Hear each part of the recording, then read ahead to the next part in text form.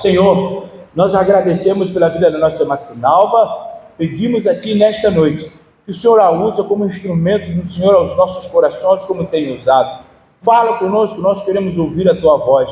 Queremos sair daqui, Senhor, com o nosso coração mais despertados a Te amar, a viver para Ti, a nos envolver com a Tua glória, com o Teu reino e com a Tua igreja.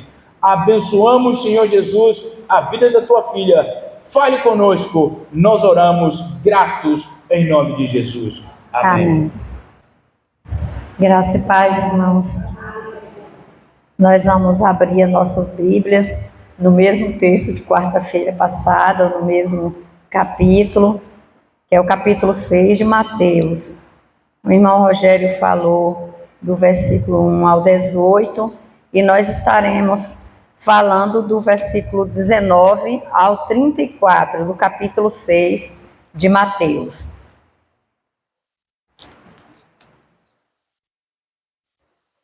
E, na verdade, o sermão da montanha, a gente acha que é para usarmos para evangelizar apenas, mas quando a gente começa a estudar, a gente vê que Jesus já sabia como a gente ia viver o nosso dia a dia. Jesus já sabia que teríamos dificuldades para conciliar o espiritual com o material. Isso Jesus viu quando ele esteve e vê ainda hoje, né? Ele esteve como carne aqui e ele contemplou todas as coisas, especialmente o viver diário dos homens. E deixou esses ensinos que nos direcionam a cada dia a vivermos melhor diante do Senhor. E também entendermos que, de fato, é uma luta muito grande e é muito difícil, por muitas vezes, conciliarmos esse nosso viver diário com o nosso viver espiritual. E perdemos quando não sabemos conciliar.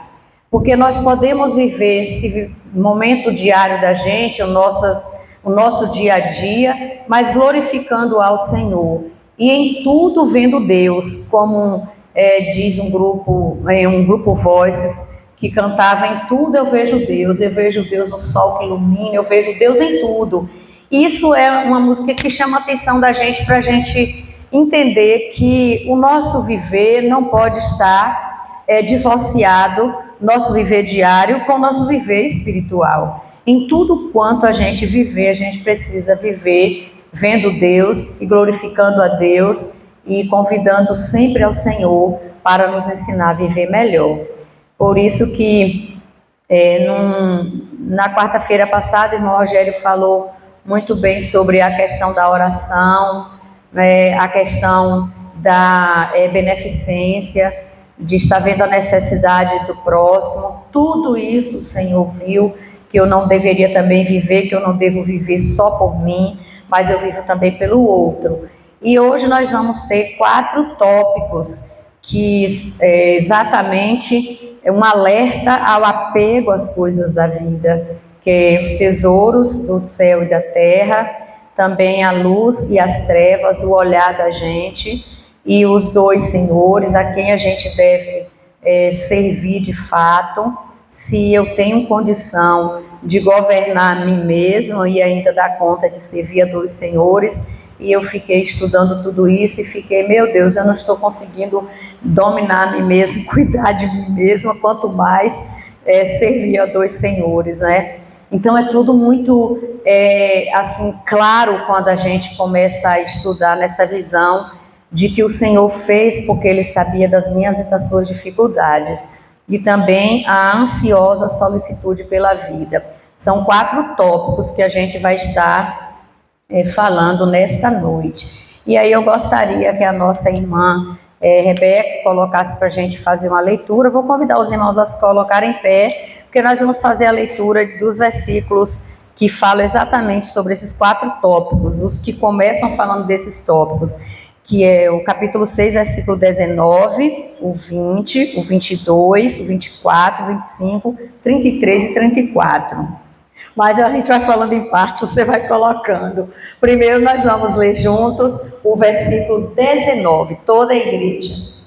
Não ajunteis tesouros na terra, onde a traça e a ferrugem tudo consome, e onde os ladrões minam e roubam. Versículo 20. Mas ajuntai tesouros no céu, onde nem a traça, nem a ferrugem consomem, e onde os ladrões não minam nem roubam. Versículo 22. A candeia do corpo são os olhos, de sorte que se os teus olhos forem bons, todo o teu corpo terá luz. Versículo 24. Ninguém pode servir a dois senhores, porque ou há de odiar um e amar o outro, ou se dedicará a um e desprezará o outro. Não podeis servir a Deus e a Mamon. 25. Por isso vos digo, não andeis ansiosos quanto à vossa vida, pelo que haveis de comer, ou pelo que haveis de beber, nem quanto ao vosso corpo, pelo que haveis de vestir.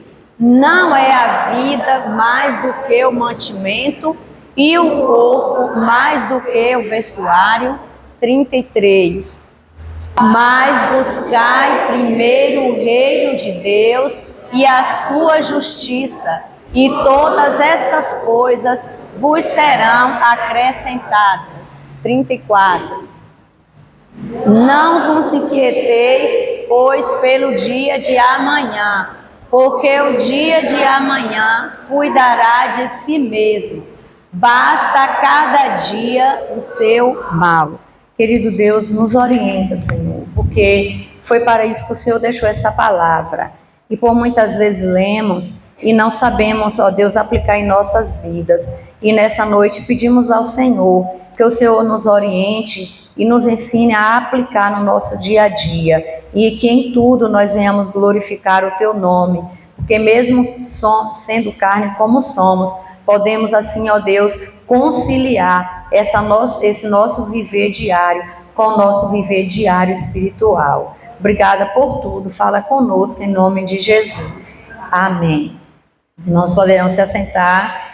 E nós aí vamos estar lembrando dessa questão dos tesouros. Quando Jesus, ele ensina, né, nos orienta a esse cuidado, ao nosso envolvimento mental com os tesouros da terra. E isso não se aplica, como muitas vezes a gente acha que o homem que não conhece a Deus, ele vive buscando para si bens e bens e bens.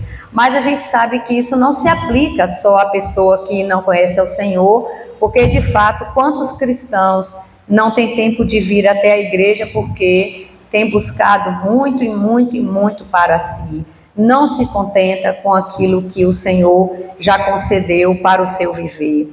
Então Jesus, ele vai trazer esse ensinamento para nós, para que venhamos a ter a busca não pelas coisas materiais desnecessárias, mas pelo um viver espiritual, o acúmulo de tesouros espirituais. E todos nós conhecemos uma das passagens que Jesus conta lá no livro de Lucas, capítulo 12, versículo 20, que ele diz, Jesus dizendo a respeito daquele homem que tinha muitas riquezas e viu que a riqueza dele a cada dia se alargava, até ele fez celeiros para acumular e a sua alma ter tanto, mas Jesus disse, louco, esta noite te pedirão a tua alma, e o que tu tens preparado, para quem será?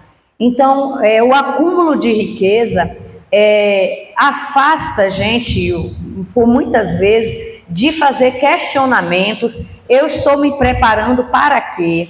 Eu vou ter tudo isso para quê? Isso tudo vai me levar para onde? Quem é que vai me ajudar a administrar tudo isso e eu vou conseguir ficar com isso até o fim. E quantas pessoas já se decepcionaram com a vida, do acúmulo de riquezas e depois se perderem? Quantas pessoas já conseguiram ter tudo nessa vida e não conseguiram nem usufruir de tudo quanto tinha, porque preservava tudo quanto tinha, porque tinha que ter mais. Então Jesus, ele sabia que essa situação tem trazido para o homem assim uma idolatria e afastamento total da presença do Senhor. Porque se a nossa riqueza não serve para a glorificação do nome de Deus, ela é em vão. Porque eu já convivi com pessoas que tinham muito, mas por vezes eu vi o testemunho de vida, de abençoar outras vidas com o que tinha. E eu posso dizer aqui o nome de uma das pessoas que foi até meu padrinho de casamento e que me abençoou muito, que foi Dr. Carlos Andrade. É um homem de posses, mas aquele homem me abençoou tanto. E eu via que eu trabalhava ali, durante 3 anos eu trabalhei em sua fazenda, dando aula, e eu via como ele tratava assim os seus funcionários.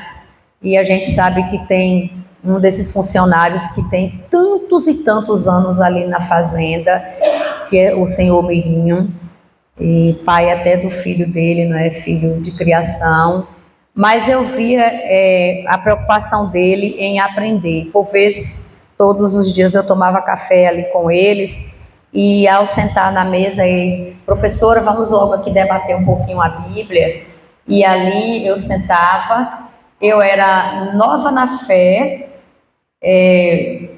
para mim tudo era diferente, e eu não imaginava que eles tinham assim aquele ritual, como a gente fala, de poder estar ali antes de um café. Ele falava: professora, vamos aqui debater, o que a senhora acha daquela palavra que está lá em Mateus tal? E aí ele falava, e falou: professora, lembra, a senhora tem sempre uma linguagem clara para seus meninos, porque eles precisam conhecer a Jesus. E quando eu já estava trabalhando aqui, quando a Shekinah era aqui embaixo, um dia ele chegou e perguntou a Ivete: cadê a professora Sinalva, está aqui? E Ivete falou: está, mandou me chamar. E eu desci, ele falou: eu vim trazer um recado para a senhora. Eu encontrei com a ex-aluna sua em Conquista, e levou um papel com a escrita da menina, e disse: essa menina mandou lhe dizer que ela serve a Jesus, porque a senhora nunca negou de falar de Jesus para ela ali na escola. E eu quero dizer, professora, que eu também tenho muita saudade da senhora, porque eu fazia cultos lá na fazenda e andava até perto de Ibicuí, a pé, para chegar até nas casas dos meus alunos e falar de Jesus, porque ele falava que era para fazer isso. Eu saía da escola, 11 e pouca, andava até essas casas, almoçava com eles. Quando era tardezinha, ficava na estrada, pegava um ônibus e voltava para casa. Então foi uma época que eu aprendi de um homem que tinha posses, mas a maior posse que eu via na vida dele não eram os bens materiais, eu via Jesus. E eu tenho isso no meu coração, e sei que ele é humano, tem suas falhas, mas eu louvo a Deus, porque o que ficou registrado da pessoa dele em mim foi isso. Um homem que amava o Senhor Jesus e que ama o Senhor Jesus. Já está bem de idade, mas ama o Senhor Jesus. Então, quando nós vimos aqui nesse primeiro tópico, vai falar exatamente a respeito de armazenar para nós mesmos coisas materiais desnecessárias. Porque aí Jesus não estava falando que eu não posso armazenar coisas para mim. Ele está dizendo coisas desnecessárias em que eu vou usar para o meu bel prazer, sem glorificar o seu nome, mas eu posso trabalhar, posso adquirir, posso, desde quando eu faça tudo isso, mas que o nome dele seja glorificado. Acumular coisas que não necessitamos. Jesus aponta isso como algo muito perigoso, pois a pessoa passa a ser envolvida em sentimentos egoístas ser uma pessoa insensível à necessidade do outro, porque toda pessoa que de fato ela quer buscar é um perigo, porque a primeira coisa que ela vai ser é egoísta e insensível à necessidade do outro, porque poucas são as pessoas que falam, eu quero adquirir coisas porque eu quero ajudar alguém. Difícil. Você nunca vai ouvir pessoas falando que querem adquirir coisas porque pensam em ajudar o próximo. Elas querem adquirir coisas porque elas precisam se mostrar, elas precisam dizer para o outro que ela é capaz e que ela vai fazer. Então, Jesus fala para a gente ter esses cuidados. E aí eu gostaria que ainda lêssemos um texto que está aí em 1 Timóteo, capítulo 6, do versículo 6 ao 10, que vai falar sobre a busca do contentamento das coisas para a nossa vida. Esse sim é o viver correto que a gente deve ter, para que a gente tenha contentamento com aquilo que a gente ganha. Diz assim, mas é grande ganho a piedade com contentamento, porque nada trouxemos para este mundo, e manifesto é que nada podemos levar dele. Tendo, porém, sustento e com que nos cobrirmos, estejamos com isso contentes. Mas os que querem ser ricos caem em tentação e em laço e em muitas concupiscências loucas e nocivas, que submergem os homens na perdição e ruína. Porque o amor ao dinheiro é a raiz de todos os males, e nessa cobiça alguns se desviaram da fé e se traspassaram a si mesmo com muitas dores. Não está dizendo que eu não possa ter dinheiro, mas aí está dizendo que o amor ao dinheiro é que vai levar o homem realmente à perdição. Basta a gente lembrar do episódio de Safira e Ananias, um casal que tinha posses, mas que ao verem a igreja primitiva naquela sintonia e harmonia de piedade, que era isso que a igreja estava vivendo, aquele casal com harmonia entre eles, vendem a propriedade e chega diante dos apóstolos e mentem, dizendo que tinha vendido por X e estavam ali exercendo a piedade. Doando tudo para a obra. Quando Pedro, olhando e fitando nos olhos, viu o espírito de mentira, o espírito de acúmulo de riqueza para si, já estava armazenado na vida deles a riqueza, e é isso que Jesus explica para nós aqui. Cuidado para não armazenar em você, porque tudo quanto há muita dedicação das nossas vidas, também vai haver armazenamento para a nossa vida espiritual. E foi neste momento em que, quando eles viram, quando os apóstolos perceberam e Pedro, fitando os olhos, e viu que aquela situação na vida deles era de mentira, a Bíblia fala que aquele casal, primeiro o homem morre, e ela volta, e a mulher, aliás, chega sem saber do que havia acontecido. E de repente, aquela mulher comete o mesmo erro. Ambos estavam já dominados pela mentira. E a Bíblia fala que ela também morreu. Então, meus irmãos, o Senhor sabe por que ele deixou isso. Ele viu naquela época essa situação na humanidade. E você imagina quanto ele vê essa situação e quantos perigos ele vê dentre o povo dele. Quantas e quantas vezes nós não nos contentamos com o que temos e queremos ter muito mais, porque achamos que isso é uma satisfação pessoal. Mas o que está dizendo aqui, que se eu já tenho o que comer e o que me investir, eu devo ficar contente com essas coisas, porque o demais são apenas armazenamento para a nossa vida. E o versículo 22 que a gente leu vai falar também sobre a luz e as trevas. Nessa linguagem atualizada, vai falar sobre a luz e as trevas. São os olhos, a lâmpada do corpo. Aí aqui vai mostrar a pureza e a impureza. E é tão interessante que eu vou colocar aqui rapidinho, só para a gente ver. Nós somos luz, nós já temos a luz de Cristo em nós. Mas veja o que acontece quando a gente limita a luz.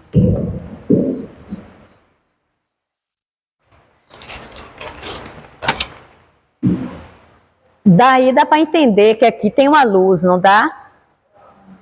Mas ela não está tão clara como assim. Quando a gente coloca assim. Aqui a gente está limitando o poder da luz. Se nós somos a luz, como o Senhor nos ensinou, todas as vezes que nossos olhos estão impuros, nós estamos limitando o poder da luz em nós. E a gente precisa ter a nossa visão totalmente ampla. Para esse tópico, quando eu estava estudando, eu lembrei de um fato muito interessante de uma menininha. Uma menininha que tinha vários coleguinhas e ela estava em um ambiente em que todos deveriam estar vestidos adequadamente. Mesmo que fosse de short, deveriam estar todos vestidos com shorts compostos, especialmente as menininhas. E aquela menininha saiu para brincar com as demais e de repente todas as outras menininhas, porque chegou uma outra e essa outra ela estava vestida do mesmo jeito, só que o shortinho dela estava um pouquinho menos que o das outras. E aquelas menininhas, as outras, todas olharam para aquela menininha com um olhar repugnante. E elas olhavam e cochichavam e falavam, elas eram bem pequenas. E aquela menininha não olhava e nem falava nada. Saiu, chamou a outra coleguinha que estava sendo, assim, de uma certa forma ridicularizada e foi brincar normal. De repente, elas se reuniram em um local e todas cochichavam e aquela outra sentou-se e ficou naquele local ali quietinha. E aí, de repente, um adulto chega e elas chamam aquele adulto e começa a falar. Olha, como que essa daí está vestida, não pode ficar desse jeito. A gente está vendo que ela está desse jeito e não pode, não era assim que era para vir. E aí a outra não falava nada, a menininha que não observou nada, que não viu nada de errado. E de repente, quando o adulto iria dar uma opinião, a que estava sentadinha levantou a mão e disse: olha, ela é tão linda, como essa menininha é tão linda. E aí a pessoa que estava diante das menininhas perguntou: mas você não viu que ela não está igual às outras? Não vi nada. Eu vejo que ela é tão linda. E a pessoa que era adulta disse: olha, de fato, o que as outras viram era o que desejava o coração delas. O que a pequena, a outra viu, não viu, o que a outra não viu, não era o que ela desejava. Ou seja, as outras queriam estar daquele jeito. Como não podiam, criticaram. E a outra não tinha desejos, então ela conseguiu ver semelhante ao que Jesus vê. Jesus olha para nós. Por isso que quando a gente fala, Jesus ele não ama o pecado, mas ama o pecador. Por isso que ele recebe a gente da forma que a gente está. Quando um pecador chega diante dele, como nós ouvimos aqui o testemunho do nosso irmão Juarez, quando ele disse que ele já não tinha mais forças, que ele estava totalmente acabado, quando ele não se via mais como gente, quando ele via que ele só faltava só fazia a família sofrer. Foi naquele momento que ele caiu aos pés do Senhor. Mas ele estava sujo, ele estava embriagado, ele estava totalmente desfigurado. Mas Jesus olhou para ele, era uma alma, era uma pessoa. Por isso que Jesus ensina que a gente deve atentar mais para a purificação da nossa visão espiritual, para que a gente vê a pessoa, se quer tratar, trate-a, mas a gente deve ter muito cuidado, porque nesse segundo tópico vai falar sobre a pureza no nosso olhar. A nossa visão espiritual, ela deve ser além da visão do mundo visível, porque o mundo visível caracteriza todo mundo como ela está, mas não como ela é. E foi aquilo que aconteceu com aquela menininha.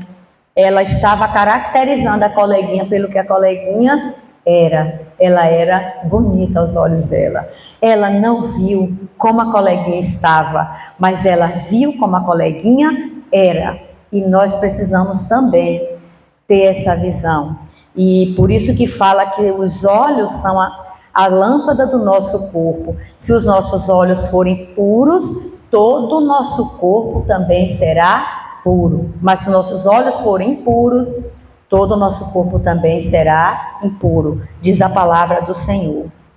Então, nesse tópico, a nossa visão espiritual precisa enxergar além da nossa visão física. Da mesma forma que o mundo vê as coisas ao seu redor, nós precisamos ver as coisas com o olhar de Cristo. E aí nós poderemos entender quando é que eu devo ter meus olhos puros, quando é que eu preciso ter meus olhos puros. Primeiro, quando nós enxergamos como Deus vê. Lembra como foi que Deus disse para Samuel, 1 Samuel 16, versículo 7.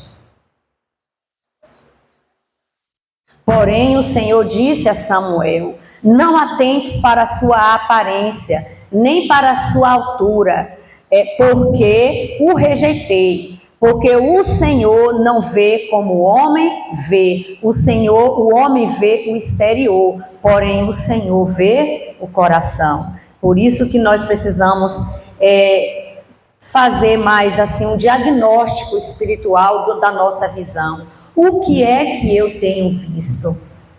Como é que eu vejo as coisas? Será que o meu olhar só me leva para ser uma pessoa acusadora? Ou eu estou vendo a essência do que Deus vê, que é o interior de cada ser, que é o que a pessoa realmente é e o que eu devo ser diante do Senhor? Porque quando o Senhor olha para todos nós aqui, Ele não olha como você está, mas olha como você é. Nara é Nara. Nara tem defeitos, eu tenho defeitos, todos nós temos defeitos. Mas Deus olha para Nara com muito amor, porque sabe que essa pessoa especial foi Ele quem criou. É uma joia do Senhor. A joia rara do Senhor. É rara porque não tem outra, né? Só tem ela.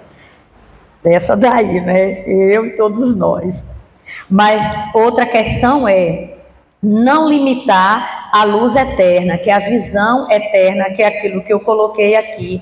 Por causa da minha vontade carnal, eu posso limitar a minha visão espiritual. Então, a minha vontade carnal tem o poder de limitar a minha visão espiritual. Então, tudo que eu quero para mim, tudo que eu posso fazer, é a chamada linguagem do eu, né?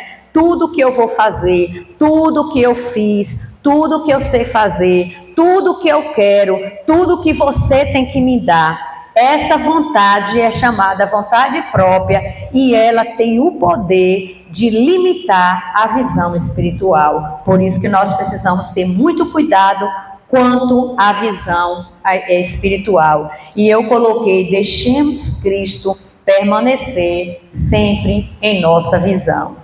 Outro tópico, tema dentro os últimos versículos, É a questão dos dois senhores. Como eu disse, ao ler, eu fiquei imaginando. 3, você tem que dar conta de 3. Eu, um Deus e um Deus. E como a Bíblia diz que o Senhor não divide a sua glória com ninguém, então ele já está fora.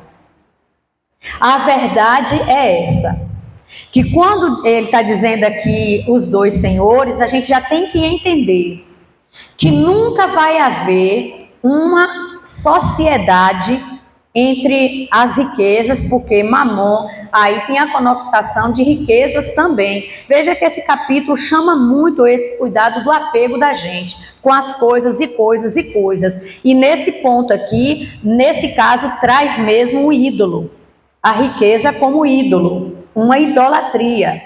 E nesse aspecto, a gente vai entender que tem Deus, que muitos falam, eu sirvo a Deus, eu amo esse Deus, eu acredito nesse Deus, mas tenho apego às riquezas. Então, como Deus não tem sociedade com nada deste mundo, ele não tem, o que existe neste mundo é para eu e você sobrevivermos nele, não é para Deus sobreviver. Então Deus não precisa de riqueza do mundo, Deus não precisa dos trabalhos, Deus não precisa de diplomas, Deus não precisa de nada. Sou eu e você que precisamos dessas coisas. Muitos são diplomados, mas não conhecem o Senhor. Então, como diz Elizabeth Pimentel, tinha todos os diplomas, tinha todo o conhecimento. Ela é até do Rio, ela falou duas vezes no nosso acampamento, e ela disse todos os diplomas, toda uma sabedoria, uma mulher com muito conhecimento. Mas um dia ela pegou tudo e disse, nada disso acrescenta em minha vida espiritual se eu não me aproximar do Senhor. Então, as coisas daqui servem para o nosso viver, mas não podem ser organizadas por nós como Deus. Uma outra coisa que a gente precisa entender aqui, por que Jesus fala isso? Porque Jesus sabe que nas culturas antigas e até hoje, existem deuses em que foi perpassado por gerações. Em que, por exemplo, eu não criei esse Deus. Quando as pessoas adoram, por exemplo, a Afrodite, um número de mulheres que amam a cultura grega, elas amam a Afrodite, a deusa do amor e da beleza. Essa deusa foi criada lá pelos gregos. Agora, o que ele está dizendo aqui é que quando eu me apego a Mamon, esse Deus sou eu quem crio. E aí é um perigo. Eu crio. Então, existem deuses que são criados por nós e por isso que a gente precisa ter cuidado. É o acúmulo, a idolatria, o apego e a dedicação. Tudo quanto nós dedicamos mais do que a Deus, torna-se um Deus na nossa vida. Logo, Deus não faz sociedade e então ele está fora. Porque todo o nosso apego nos afasta de Deus. E tudo quanto eu quero, eu preciso dedicar. Não é assim? Se nós temos nosso trabalho, nós dedicamos a Ele. Mas o Senhor chama que eu dedico, mas eu glorifico o nome do Senhor no meu trabalho. Se eu, como diz o outro, comprei uma junta de boi, eu vou cuidar dela, mas todas as vezes que eu olhar para ela, eu tenho que dizer, Deus, muito obrigado, porque foi o Senhor, então me ajuda a cuidar, e que não entre no meu coração, porque no meu coração já tem o Senhor. Então, servir a dois senhores é exatamente afastar Deus da sua vida espiritual. Não tem como, não, mas eu prefiro afastar a riqueza. Às vezes não.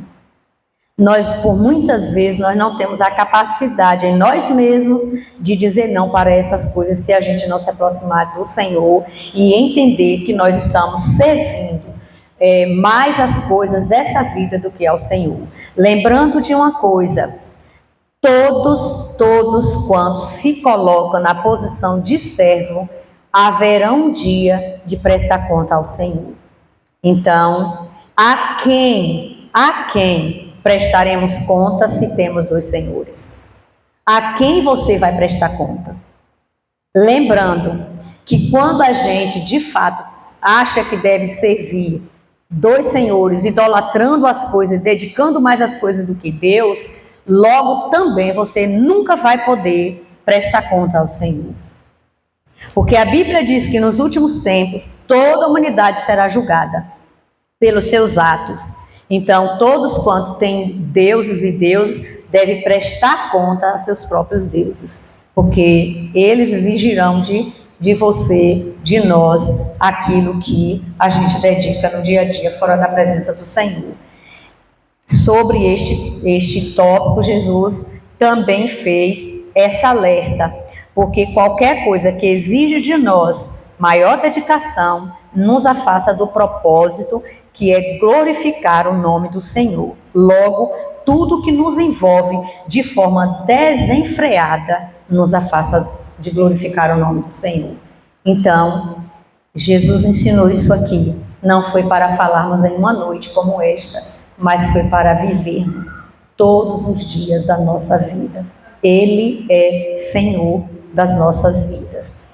E, por último, a ansiosa solicitude para a vida. Todos os temas convergem para a mesma coisa, os mesmos fatos, porque Jesus aqui nos alerta para o cuidado com a inquietação, o desespero, as preocupações desenfreadas, o não dormir, preocupado com o amanhã. E quando eu estava lendo isso aqui, eu lembrei de uma colega muito, uma pessoa muito dedicada na Bíblia, mas todas as vezes que tinha coisas, por exemplo, agora, dezembro, alguém a convidava para ela ser madrinha de casamento lá para junho, ela já não estava mais dormindo, pensando como seria a roupa, como seria isso, como seria aquilo. E às vezes a gente ia nos mesmos lugares, e eu sou um pouco relapso para essas coisas, então tanto faz como tanto fez. E ela ficava, eu estou muito agoniada, já fico preocupada. E se no dia estava tão longe? Então Jesus nos alerta a ter cuidado com essas coisas, a gente não se preocupar tanto com essas coisas, a tal ponto da gente não ter paz. E enquanto que a noiva, por vezes, estava mais tranquila, que é quem deveria se aparecer e quem deve se aparecer um dia. Então, a gente precisa ter cuidado, porque Jesus fala que essas coisas tudo levam um grau de ansiedade perigoso na vida do crente. Porque quando uma pessoa está muito ansiosa, ela não consegue ler, não consegue orar. E são duas coisas interessantes para as nossas vidas: a palavra e a nossa intimidade através da oração com o Senhor. Então essas coisas, elas têm um poder de nos levar a afastar dessa liberdade que Deus nos deu. Leia a minha palavra, aprendam de mim, aprenda a ter uma vida tranquila, mansa, humilde. E se você não examinar a palavra, você também não vai conhecer ao Senhor, porque Ele diz que é através de examinar a palavra. E examinar é um exercício de cada dia, de cada um de nós. Nestes últimos versículos, Jesus nos mostra o que realmente Ele valoriza. Então, quando a gente lê isso daqui, a gente vai ver que Ele traz para a gente voltar lá para o Velho Testamento, a vida de Salomão, em 1 Reis 3:13. Nós vamos ler esse versículo.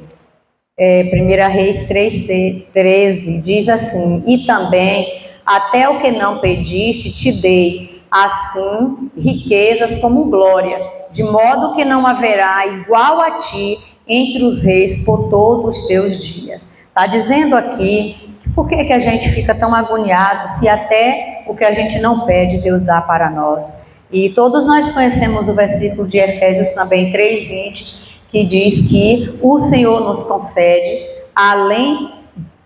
mais além de tudo quanto pedimos ou pensamos, que é Efésios capítulo 3, versículo 20. Então, se Deus dá para a gente além daquilo que eu peço, por que eu devo viver preocupada? Quantas vezes a gente pede uma coisa que a gente nem imaginava, daqui a pouco Deus dá algo, a gente fala, nossa, eu pedi isso para o Senhor me deu além, porque é cuidado dele, ele nos ama. E o que ele tem de melhor não é para dar para quem não quer receber, mas é quem é filho. Porque quem não é filho recebe a chuva, recebe o sol, está com a vida, mas o filho recebe privilégios. E quais são os privilégios eu como pessoa recebo neste mundo? Coisas que eu possa viver melhor, além das coisas naturais que ele concede, nos dá um emprego, nos dá a forma de viver melhor, nos dá aquilo que a gente sonha, aquilo que facilita a nossa vida, e ele vai dar sempre além daquilo que pedimos ou pensamos. E por que nós vivemos de forma tão desenfreada? Porque eu coloquei aqui essa questão da inquietação. Irmãos, não tem coisa mais triste do que uma pessoa viver uma vida inquieta, um coração inquieto. Você não consegue pensar. Primeira coisa que a inquietação gera na gente é tirar de nós a possibilidade, a capacidade de pensar. E quem não pensa também não sabe agir. Por isso que nós precisamos ter cuidado, porque quem não pensa não sabe agir. E se não sabe agir, vai falar, eu nem pensei e acabei fazendo e acabei me dando mal. Porque a inquietação leva desajuste na nossa vida de decisões, né, de busca a cada dia do Senhor para melhor vivermos aqui neste mundo. Jesus também nos ensina que acima do que o corpo precisa e deve estar o cultivo da comunhão espiritual. Se nós nos preocupamos muito com o que eu vou vestir, com o que eu vou comer, a gente sempre fala assim na igreja, que por muitas vezes tem gente que não consegue vir para a EBD porque tem que fazer o almoço. Mas a gente tem tanto exemplo na igreja de pessoas que já fazem o almoço, ou seja, põe a EBD em primeiro lugar, não é? Eu faço logo o almoço para não atrapalhar a minha EBD. E tem gente que prefere deixar a EBD para fazer o almoço. Então, tudo isso na vida da gente, a gente acha que não, mas Deus nos conhece, nos ama. Meus irmãos, Deus nos ama mesmo, porque nos ama, nos corrige. E a gente está errado quando a gente põe as coisas da gente em primeiro lugar. Ele quer que a gente busque em primeiro lugar o seu reino. E ele está dizendo aqui, as demais coisas, ele vai nos dar. Acrescentará as demais coisas nas nossas vidas. Então, como são ricos esses ensinamentos? Como corrige as nossas vidas? Que por vezes nós estamos agoniados com o nosso viver. E o que ele deixou aqui, o que ele mostra aqui de fato, o que é que ele valoriza? A vida. Jesus não olha para a roupa que você está vestido. Sabe o que Deus, ele só vai olhar com o que você está vestido? Sabe de que forma ele vai olhar? Quando a Bíblia diz que surgiu uma palavrinha que sai de nós, escândalo. Logo, ele não está olhando a roupa, ele está olhando o pecado que a roupa provocou. Escândalo. Veja como ele é. Você está com a roupa e de você saiu algo que feriu a conduta moral do irmão. Escândalo. Por isso que, ao vestirmos, nós devemos vestir adequadamente para não deixar Deus ver o escândalo em mim, porque o que Deus vê não é a roupa que Deus vê em mim é um escândalo. Então essas coisas a gente precisa compreender, porque por muitas vezes a gente vai dizer, vai olhar, como eu disse, aquela menininha não viu nada de errado, que de fato a outra não estava, mas um dedinho menos que o das outras, as outras olharam e na verdade o coraçãozinho dizia, como eu gostaria de estar igual ela, está tão bonitinha, mas não conseguiam ver.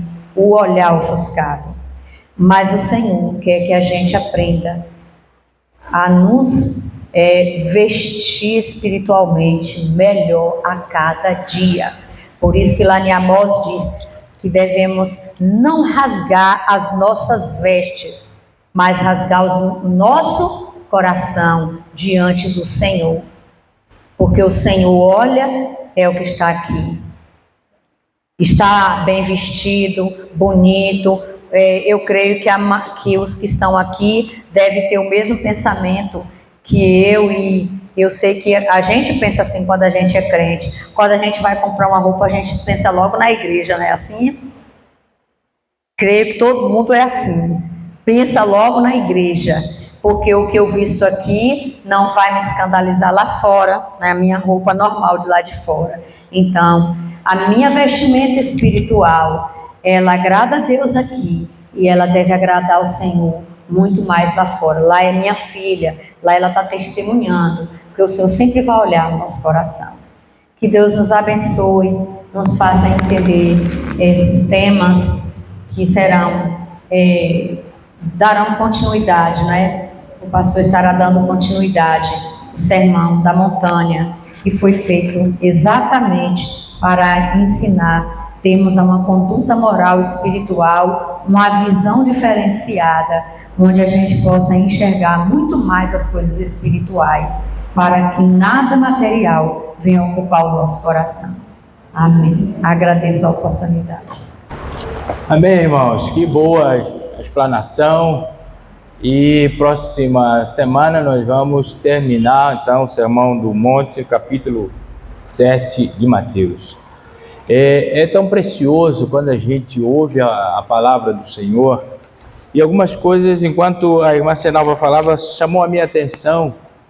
E eu queria, como nós ainda temos um pouquinho de tempo, frisar aqui duas coisas bastante importantes que ela falou, que eu quero que você leve para sua casa, na sua cabeça. A primeira coisa é que afligirmos com as nossas demandas do dia a dia é a gente trocar de lugar com Deus. Nos afligir com as nossas aflições, com as nossas escassez, com as nossas dores, é nós trocarmos de lugar com Deus. Porque no versículo 33 do capítulo 6, Jesus ensina qual deve ser o papel de quem dentro do relacionamento cristão. O papel de Deus é prover, o nosso é obedecer. Só que quando a gente inverte o papel, a gente se preocupa tomando o lugar de Deus, só que nós não temos poder para prover, a gente se frustra, a gente se chateia, a gente cria animosidade, porque nós queremos assumir o papel de Deus. Spurgeon diz algo bastante importante, e eu quero retificar aqui. É melhor nós nos alinharmos a obedecer e deixar Deus desenvolver o seu papel de prover. Outra coisa que a irmã Sinalva falou muito sério aqui, a escolha de cada um de nós no Deus a servir é nossa, uma escolha, mas a conta nós vamos prestar diante daquele que nos chamou para escolher o que é certo, porque toda procrastinação é pecado, todo adiar de realizar a vontade de Deus é pecado, irmãos. Toda oportunidade que você tem de fazer a obra de Deus e não faz é pecado. E isso não te isentará do castigo e do tribunal de Deus. Ainda que você diz, não, eu vou escolher outro Deus para servir. Não vai te isentar de estar diante do trono do Deus Todo-Poderoso. Então nós precisamos cuidar de que tudo aquilo que a gente fizer, ou tudo aquilo que a gente deixar de fazer, será, na verdade, juízo contra nós, e não a nosso favor. Irmãos, não esqueça, aproveite o tempo, enquanto o tempo está nos favorecendo. Senhor, nós te louvamos porque o Senhor é bom e as tuas misericórdias não têm fim. E agora que nós vamos às nossas casas, depois de ouvir a tua palavra, cantarmos e salmodiarmos o Senhor, o Senhor nos leva em paz, livra-nos do perigo. Abençoe, Senhor Jesus, a vida da tua igreja, nossa irmã Sinalva, que foi instrumento do Senhor nesta noite, as nossas irmãs aqui, o Ministério de Celebração, a vida de cada um dos irmãos que deixaram a sua casa, estiveram aqui, que tudo aquilo que ouviram, Senhor Jesus, realmente entre no seu coração.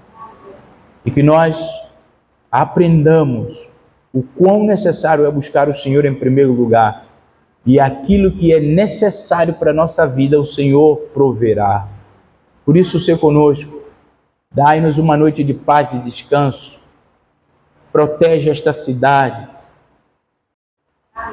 Visita o coração daqueles que estão, Senhor, aflitos por perda dos seus entes queridos, Senhor. Visita, Senhor, aqueles que estão doentes fisicamente falando, doentes da alma, doentes do espírito, Senhor. Nós rogamos a Ti pela misericórdia do Senhor na vida de cada um dos nossos irmãos, na vida desta cidade, Senhor. Pedimos perdão pelos pecados desta cidade, pedimos perdão pelos nossos pecados, pedimos perdão pelos pecados daqueles que nos antecederam, pedimos que o Senhor nos livre do mal e nos conceda por misericórdia a Tua paz, que o amor de Deus, que a graça redentora de Jesus Cristo, a comunhão e doces consolações do Espírito Santo de Deus esteja no nosso meio e em nós, hoje e sempre. Amém.